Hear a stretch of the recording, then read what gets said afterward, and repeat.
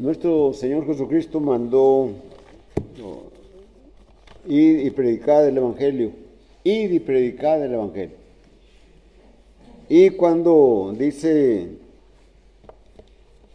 estas palabras, aquellos hermanos que conocen del griego mencionan y enseñan y algunas cosas hemos aprendido, poquitas, casi nada, pero hemos aprendido algo. Y de predicar es un verbo, está presente, pero es un mandato que es constante, que nunca termina. Así que el Evangelio es el mismo, el que se predicó en aquel día de Pentecostés, como se predica hoy en todas partes donde se reúne la iglesia. Así que hay que predicar el Evangelio. Y nuestro tema en esta mañana es el nuevo medio de salvación. Y mencioné esto de que el Evangelio es el mismo, ¿no? Porque la salvación es lo que está ofreciendo la predicación del Evangelio. Y no es que sea un nuevo medio, sino que siempre es nuevo. La salvación siempre es nueva. El apóstol Pablo, escribiendo a los romanos en el capítulo 1 y versículos 16 y 17, escribiendo de cuando antes de salir de Corinto, y manda esta carta. Él va para rumbo a Jerusalén y manda esta carta con una mujer que se llama Febe, esta carta escrita a los romanos, y él en sus planes tiene que va a ir a Roma.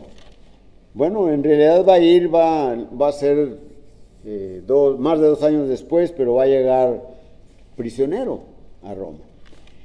Así que en el capítulo 1 y versículo 16 y versículo 17, el apóstol Pablo, dice: no me avergüenzo del Evangelio, porque es poder de Dios para salvación a todo aquel que cree, al judío primeramente y también al griego. Y luego menciona en el versículo 17: porque en el Evangelio la justicia de Dios se revela por fe y para fe, como está escrito: el justo por la fe vivirá. Cuando el apóstol Pablo dice no me avergüenzo del Evangelio, ¿por qué tendría que decir Pablo que no se avergonzaba del Evangelio? Bueno, en el Evangelio hay algo que al hombre natural, por decirlo de esta manera, que el hombre aquel que no le interesa la religión, y cuando empieza a oírlo, el Evangelio le hace ver que está en un estado de condenación, ¿verdad? Y el Evangelio le revela eso, le dice que está en condenación, y por causa de la deshonra del pecado. El pecado le ha hecho que esté de esta manera. También él se da cuenta que para liberarse de esa situación en la que se encuentra, ¿verdad?, depende solamente de Jesús, ¿verdad? Y ese Jesús del cual depende murió crucificado. ¿Y cómo puede ser eso de que voy a depender de una persona para salvarme por la eternidad? Y eso es lo que le causa vergüenza al hombre natural. Y que para recibir esa gracia del perdón es algo que no merece. Nosotros sabemos que no merecemos la salvación. Bueno, y aquella persona que no ha obedecido el Evangelio, cuando sabe estas cosas con la predicación del Evangelio, pues le avergüenza, ¿verdad? Y también le avergüenza, se avergüenza del Evangelio, más bien que el Salvador, ¿verdad? Fue un hombre pobre, fue un hombre rechazado, dice Juan 1:11, a lo suyo vino y los suyos no le recibieron, ¿verdad? Y además solamente el Señor revela una sola parte de sus padecimientos y de sus humillaciones que él recibió. Así que anunciar el Evangelio en Roma. El apóstol Pablo está escribiendo a la iglesia en Roma. Y el anunciar el Evangelio en Roma, que era Roma. Roma era la capital del mundo en ese tiempo. Es decir, el Imperio Romano comprendía la mayor parte de Europa, parte de el Asia Menor, Palestina, algo de Arabia, y el límite probablemente sería el río Éufrates, y todo el norte de África, ¿verdad? Entonces, predicar ese evangelio en esa ciudad poderosa donde residía las personas que dominaban ese mundo, ¿verdad? ¿Cómo puede ser que se anuncie allí el evangelio? Además, allí en Roma estaban representadas prácticamente todas las escuelas filosóficas de Grecia, ¿verdad? Así que había mucha cultura, ¿verdad? Así que anunciar el evangelio en Roma, centro del poder político, era algo que causaba temor a las personas, ¿verdad? Y allí es a donde el apóstol Pablo está escribiendo esta carta, ¿verdad? Pero el evangelio no es un conjunto de normas, normas de comportamiento, un libro de ética. No, el evangelio es poder, y es poder eficaz de Dios para que el hombre pueda ser liberado de aquello que lo esclaviza. El pecador es quitado de su estado de condenación y de muerte en la cual se encuentra. Así es, y no solamente cuando se predicó el evangelio allá en Jerusalén por primera vez, y posteriormente en todo, conforme el plan de nuestro Señor Jesucristo, el plan divino, se fue partiendo de Jerusalén hacia todo el mundo, ¿verdad? Entonces, llevar todo eso, ¿verdad? Pues era una tarea muy difícil, pero el hombre tenía que darse cuenta por medio del evangelio que se encontraba en una situación de condenación y de muerte. Y es lo mismo hoy. Hoy todo el mundo que no ha obedecido el evangelio, así como lo dice la palabra de Dios, ciertamente hay miles y miles de iglesias, ¿verdad?, que profesan a seguir a Cristo cuando su doctrina es cambiada o es mutilada, cuando la manera de adoración es diferente totalmente a como viene en la Biblia, que su organización también es muy diferente. Están fuera. No han obedecido el evangelio, no lo han obedecido. Se encuentran así como en aquel momento en que se inició la predicación del evangelio, en aquel primer día de la semana, en el año 33, allí en Jerusalén, como a las 9 de la mañana que se empezó a predicar el evangelio. La situación de cómo se encontraba el mundo en aquel tiempo es la misma hoy. Se encuentran alejados totalmente de Dios. La salvación consiste en la liberación de la ira de Dios, ¿verdad? Dice en el versículo 18 de Romanos 1, porque la ira de Dios se revela desde el cielo contra toda impiedad e injusticia de los hombres que detienen con injusticia la verdad. El don de la justicia de Dios recupera el favor y el amor de Dios para el hombre, ¿verdad? Así que esa justicia, pues, bueno, cuando un ángel le dijo a un hombre llamado José, desposado con una virgen llamada María, y cuando este hombre vio a aquella mujer embarazada, todavía no se consumaba el matrimonio entre ella y él, pero ya era su esposa, él la quiso dejar secretamente para no perjudicarla. Pero un ángel de Dios aparece a José y le dice que no temiera de recibir a aquella mujer. Y dicen en el Evangelio de Mateo capítulo 1 y versículo 21, dice, y dará a luz un hijo y llamará su nombre Jesús, porque él salvará a su pueblo de sus pecados.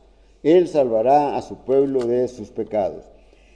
¿A cuál pueblo? Al pueblo de Israel, ¿verdad? Al pueblo de Israel, al pueblo de Dios, ¿verdad? Porque Dios lo había rescatado. Lo había rescatado con brazo poderoso y brazo extendido y mano poderosa. Lo había sacado de la esclavitud de Egipto, siendo guiados por Moisés, ¿verdad? Y lo que está diciendo entonces ahora este ángel a este José, le está diciendo que va a ser liberado ese niño, ese bebé que nacerá de aquella mujer, va a liberar de las consecuencias de la condenación y de la muerte al pecador. De la condenación y de la muerte al pecador. Recuerden ustedes que Romanos capítulo 6, versículo 23 dice, porque la paga del pecado es muerte. Y allí también en Romanos capítulo 8 y versículo 2 dice la Escritura, porque la ley del Espíritu de vida en Cristo Jesús me ha librado de la ley del pecado y de la muerte, ¿verdad? Es decir, de las consecuencias de estar viviendo separado de Dios por causa del pecado, ¿verdad? Además, ¿verdad? Ese Jesús, le está diciendo el ángel a José, ¿verdad? Le va a liberar del poder del pecado, Dice Romanos capítulo 1 Corintios capítulo 15 y versículo 56, dice la Escritura,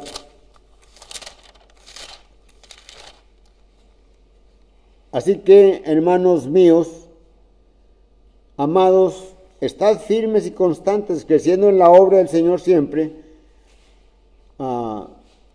sabiendo que vuestro trabajo en el Señor no es en vano. Bueno, perdón, este no es el versículo que iba a leer, es el versículo 56, ¿verdad? No el 58. Ya que el aguijón de la muerte es el pecado, dice, y el poder del pecado la ley. Entonces, ese bebé que nacería libraría al hombre del poder del pecado, pero también de la esclavitud del pecado. En Romanos capítulo 6 y versículo 17, el apóstol Pablo escribe, gracias a Dios que aunque erais esclavos del pecado, habéis sido libertados. Perdón, sí, dice aquí, pero gracias a Dios, versículo 17, que aunque erais esclavos del pecado, habéis obedecido de corazón aquella forma de doctrina a la cual fuisteis también entregados. Versículo 18, y libertados del pecado, vinisteis a ser siervos de la justicia, ¿verdad? Entonces encontramos que no solamente nos libera del poder del pecado, de la esclavitud del pecado, tenemos la libertad, somos librados de la condenación y de la muerte, pero también tenemos una vida nueva. Dice allí en Efesios capítulo 2 y versículo 5, dice la Escritura: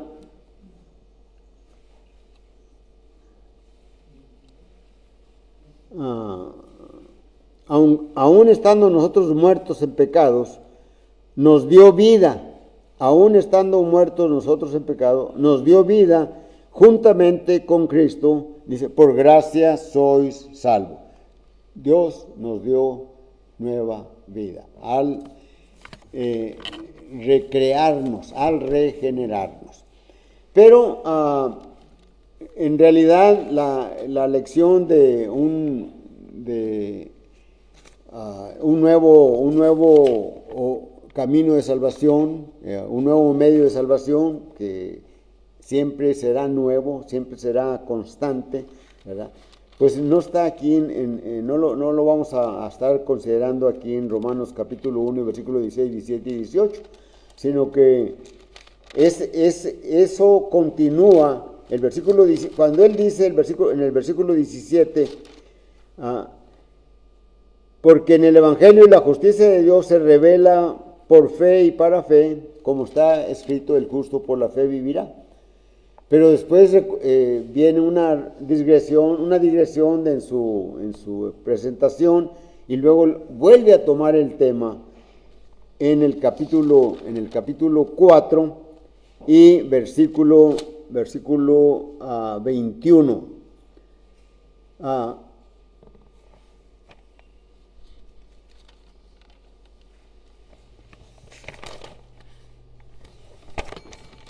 Así que vamos a leer allí en Romanos, en el capítulo 3, ¿verdad? Y versículo 21, allí aparte, allí el apóstol Pablo retoma el tema que se queda en el versículo 17, ¿verdad? Dice en el versículo 21, pero ahora, ¿verdad? Es como si no estuviera el versículo 19 en delante del capítulo 1 y leyendo el versículo 17 del capítulo 1, como está escrito, mas el justo por la fe vivirá, y luego continúa, pero ahora, hablando del Evangelio, ¿verdad? Aparte de la ley, se ha manifestado la justicia de Dios, testificada por la ley y por los profetas, lo cual es el Evangelio. La justicia de Dios testificada por la ley y los profetas. Versículo 22, leemos, la justicia de Dios por medio de la fe en Jesucristo, para todos los que creen en Él, porque no hay diferencia. El apóstol Pablo había dicho que el Evangelio, no me avergüenzo del Evangelio porque es poder de Dios para salvación. ¿A quién? Dice, al judío, a todo aquel que cree, primeramente dice. Y luego especifica al judío primeramente y después al griego o al gentil. Y aquí en el versículo 22 del capítulo 3 dice, la justicia de Dios por medio de la fe en Jesucristo para todos los que creen en Él, porque no hay diferencia. ¿No hay diferencia entre qué? No hay diferencia entre judíos y gentiles, porque ya en todo lo que se encuentra atrás, el apóstol Pablo ha dicho que tanto judíos como gentiles están en pecado. Dice en el versículo 23, por cuanto todos pecaron y están destituidos de la gloria de Dios, por cuanto todos pecaron. Y ese todos incluye el pueblo de Israel, al pueblo judío, pero también al resto del mundo, todas las naciones. No hay ninguna diferencia entre judíos y gentiles, ¿verdad? Versículo 23 nos ha dicho, por cuanto todos pecaron y están destituidos de la gloria de Dios. No solo la gloria que Dios da, sino la justicia de Dios. por causa del pecado, ¿verdad? Están destituidos de la justicia de Dios todos aquellos que no han obedecido el Evangelio, o todos aquellos que en ese momento no habían recibido el Evangelio. Recordemos nosotros que el Evangelio en el primer siglo, en los primeros años empezó a difundirse primeramente, como dice el Señor Jesucristo, aquí en Jerusalén, en toda Judea, en Samaria y hasta lo último de la tierra. Y miramos ahí que varios años después el Evangelio se empezó a difundir en todo el imperio romano, después de la persecución, cuando leemos el capítulo 8 del libro de los Hechos, ¿verdad? Siendo justificados, dice el versículo 24, gratuitamente por su gracia, mediante la redención que es en Cristo Jesús. Siendo justificados, ¿verdad? Es decir, somos declarados justos, pero tenemos mediante la redención, somos justificados mediante la redención, pero mediante el sacrificio o que es en Cristo Jesús, ¿verdad? El creyente, aquella persona que se le predica el Evangelio, lo escucha, lo entiende, lo recibe, lo cree en la obra redentora del Señor Jesucristo, se arrepiente de sus pecados confesando a Cristo y se bautiza, ¿verdad? Entonces el creyente es declarado justo delante de Dios. Los pecados han sido quitados, y todo fue gratuitamente, por la redención que es en Cristo Jesús, ¿verdad? Sin tener que hacer nada de nuestra parte, excepto escuchar el Evangelio, creerlo, ¿verdad? Entenderlo, vivirlo y aplicarlo en nuestra vida. Y luego, como lo entendemos, debemos de predicar el Evangelio. Debemos de, si no podemos llevar una lección,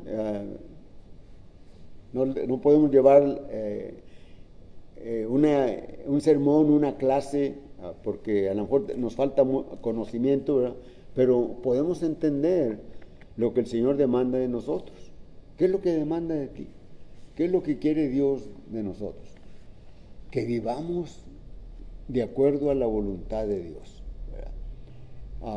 Hay muchas cosas que pudiéramos decir acerca de esto, pero entonces, sin meter nada o sin necesitar nada de su parte, ¿verdad? El creyente es declarado justo. Se apropia por la fe, cuando acepta a Jesucristo, el acto de gracia que la justicia de Dios le ha llevado, nos coloca en una situación de intimidad con nuestro Padre Celestial. Ya no estamos alejados. Recordemos que el pecado causa división entre Dios y nosotros. Cuando el hombre pecó allá en aquel jardín, ¿verdad? Por causa de la desobediencia, por causa del pecado, de la caída que él tuvo, fue separado de Dios. Y también así nosotros somos separados. Pero dice el versículo 25,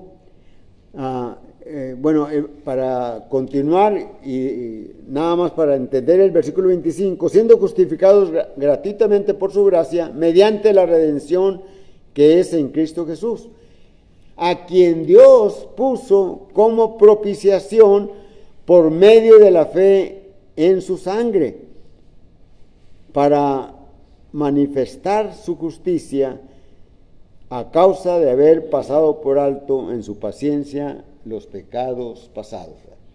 Él puso en propiciación, Dios lo puso en propiciación, ¿verdad?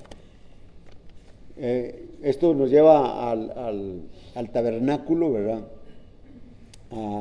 Inicialmente y después al templo, pero inicialmente en el tabernáculo el propiciatorio era una tapa de oro que cubría una caja una arca, ¿verdad?, de madera forrada de oro por fuera y por dentro, y en la cual estaban las tablas del pacto, y se le denominaba el arca del pacto, ¿verdad? Y en esa arca, esa tapa, ¿verdad?, de oro, ¿verdad?, que se le llamó propiciatorio, ¿verdad?, el sumo sacerdote entraba un día en el año, ¿verdad?, entraba un día en el año y derramaba la sangre, primeramente por él y luego por todo el pueblo, la aspergía sobre el propiciatorio, para santificar al pueblo y para llevar a Dios al pueblo.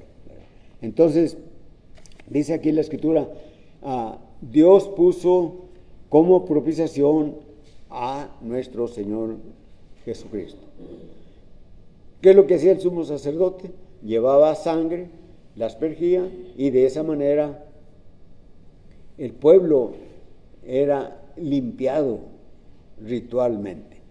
Pero ahora el Señor penetra en el verdadero tabernáculo con su propia sangre y la presenta delante del Padre Celestial, y todos aquellos que recibimos, que entendemos, que aceptamos este sacrificio de nuestro Señor Jesucristo, somos justificados.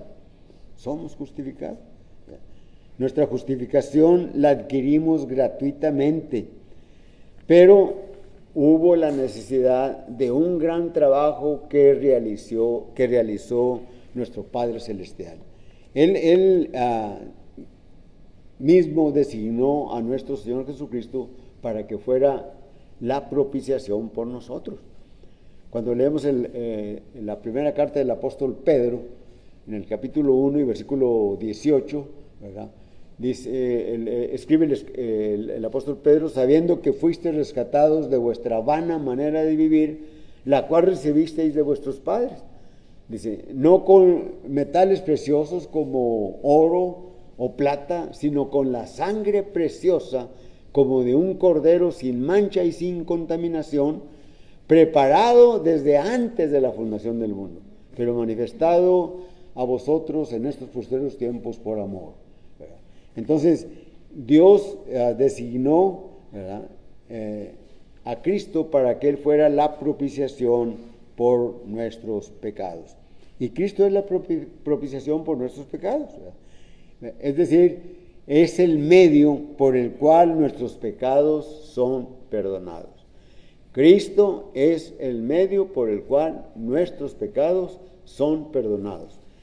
Y miremos la similitud con el sumo sacerdote que entraba con sangre ajena y aspergía la sangre al propiciatorio para ritualmente limpiar al pueblo que estaba fuera del tabernáculo. Pero la realidad, ¿verdad?, Jesucristo entra con su propia sangre y delante de la presencia de Dios, y nos hace justos cuando hemos aceptado lo que Él hizo por nosotros, ¿verdad? Dice Romanos 3:20, por la muerte expiatoria de Cristo, ¿verdad?, la justicia de Dios se manifiesta o es manifestada. Y en el versículo 20, esto que leí es versículo 20, ¿verdad? Pero en el versículo 27, o en el versículo 26, con la mira de manifestar en este tiempo su justicia, a fin de que Él sea el justo y el que justifica al que es de la fe de Jesús. Entonces ahí es donde entramos nosotros cuando se nos predica el Evangelio, cuando lo creemos, cuando lo aceptamos, cuando lo obedecemos. Versículo 27, ¿dónde está pues la jactancia? ¿Dónde está la jactancia? Queda excluida. Es decir, el orgullo de la justicia propia del judío, ¿verdad?, que creía que con sus obras podía él estar bien delante de Dios. De eso se jactaba el judío. Y el apóstol Pablo le está diciendo, ¿dónde queda la jactancia? ¿Dónde está pues la jactancia? Queda excluida. ¿Por qué? ¿Por cuál ley? Dice, se hace la pregunta el apóstol Pablo. Y luego menciona, por la de las obras, es decir, por la ley de las obras. Dice, no, sino por la ley de la fe. Es decir, todos los judíos, ¿verdad? Que creían que con las obras de la ley ellos iban a ser justificados, iban a estar bien delante de Dios. Pero estamos, el apóstol Pablo prácticamente le está diciendo, estamos en otra economía, estamos en otra situación. Ahora ya no son lo que nosotros hacemos, ya no nos podemos jactar de eso, no nos podemos jactar de que con lo que yo hago me voy a salvar o voy a estar bien delante de Dios. Y desafortunadamente esto sucede en nuestros días con algunos hermanos, ¿verdad? Que entendiendo mal o entendiendo un poquito erróneo lo que el Señor hizo por nosotros, ¿verdad? A veces le dan más énfasis a las obras materiales y físicas que pueden hacer con los que le rodean, ¿verdad? Creyendo que de esa manera esas obras van a contar delante de Dios, pero no, ninguna obra va a hacer que nosotros estemos bien delante de Dios, sino solamente lo que el Señor Jesucristo hizo, ¿verdad? Ese orgullo de la justicia propia queda eliminado, ¿verdad?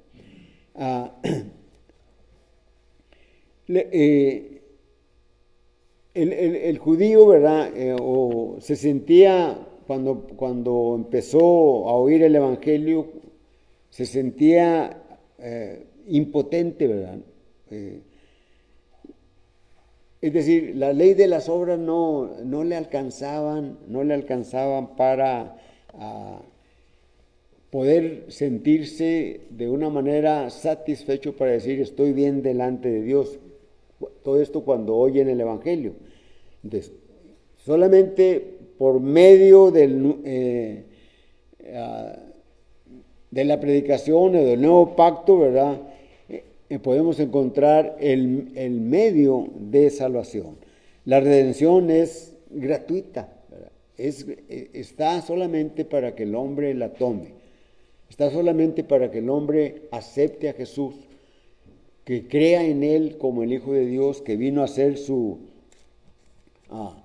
obra redentora, no solamente por una nación, sino por todas las naciones, para cumplirse la promesa que Dios le había dado a Abraham. En ti serán benditas todas las familias de la tierra, ¿verdad? Entonces, había sido dada ya un medio para que se acercara a la verdadera enseñanza de salvación, ¿verdad? Cuando el apóstol Pablo, escribiendo a los Gálatas, pregunta, ¿para qué nos sirvió la ley? ¿De qué nos sirvió? Y él mismo dice, la ley nos sirvió como un ayo, ¿verdad? Es decir, como un cuidador de niños, ¿verdad? Que lo lleva de la mano, ¿verdad? Para enseñarle en su desarrollo, ¿verdad? Entonces la ley sirvió como un ayo, como un instructor para llevarnos a Cristo, ¿verdad? Entonces encontramos, ¿verdad? Cuando dice aquí, ¿por cuál ley? ¿Verdad? Dice aquí, el hombre es justificado por la fe. A ver.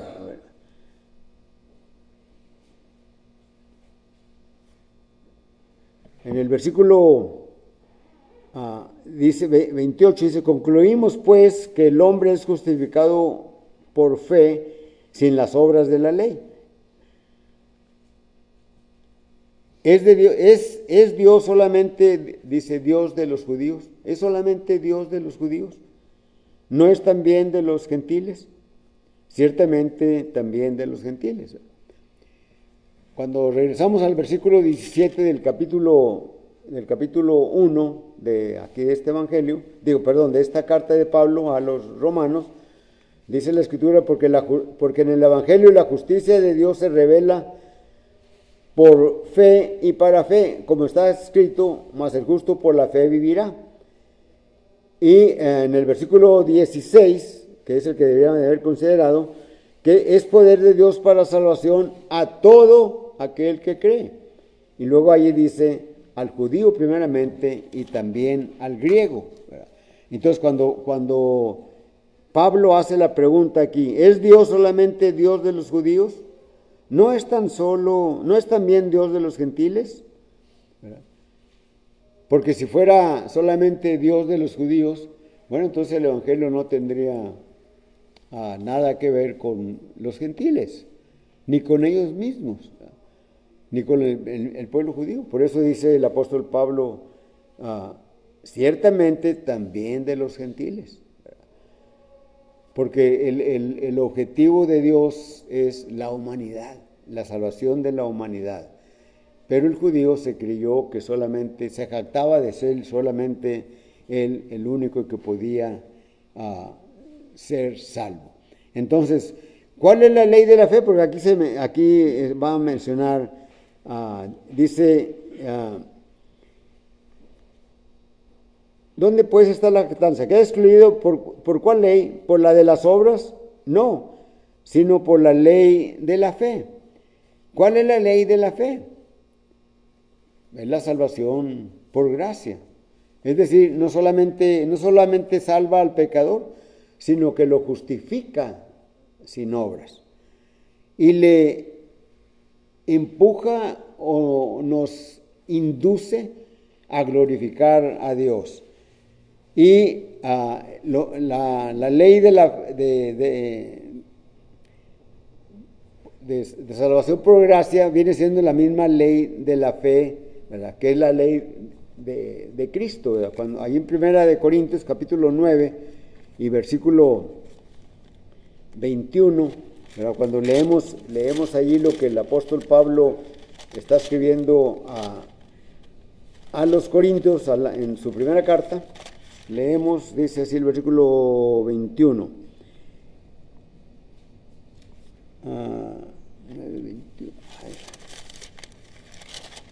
Estaba en Romanos, 1 Corintios.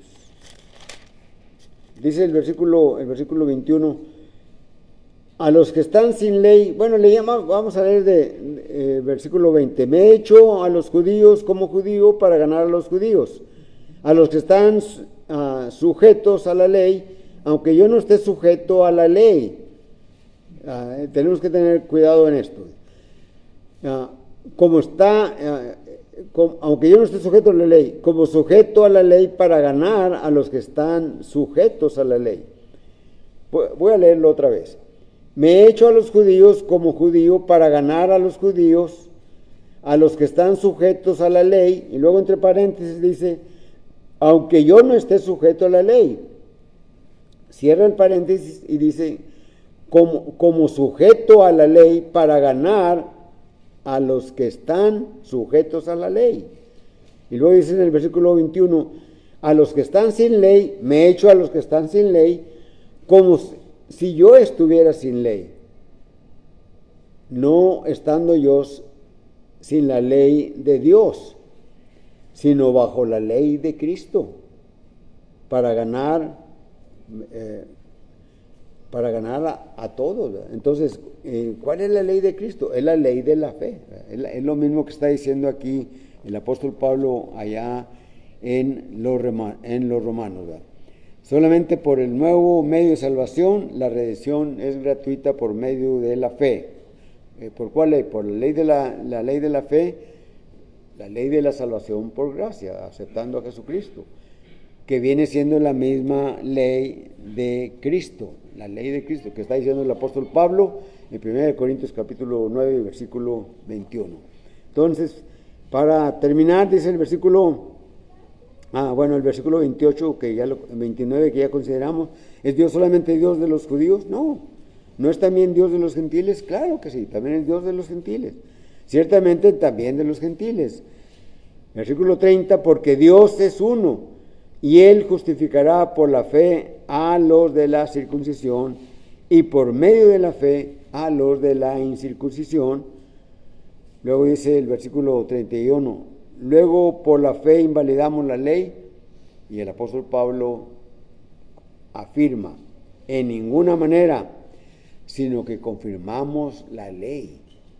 Confirmamos la ley. ¿Por qué? La ley que cumplió nuestro Señor Jesucristo. Si tú quieres ser parte de participar de este nuevo medio de salvación, que es el mismo de hace 2000 años, siempre va a ser presente, siempre va a ser nuevo. Siempre el mensaje de salvación será nuevo para aquellos que no lo han obedecido, que no lo han recibido. Tú puedes tomar parte de ello. Tú puedes venir a ser parte de este nuevo medio de salvación. La predicación es la invitación que Dios hace a aquellos que aún no han aceptado el nuevo medio de salvación, que no han aceptado a que Jesucristo reine en su corazón. Jesucristo reina en mi corazón. Ciertamente a veces fallamos, caemos, pero Jesucristo siempre estará como prioridad, debe ser prioridad en nosotros. Cantamos un himno, pero la invitación es la que nuestro Señor Jesucristo hace por medio de la palabra.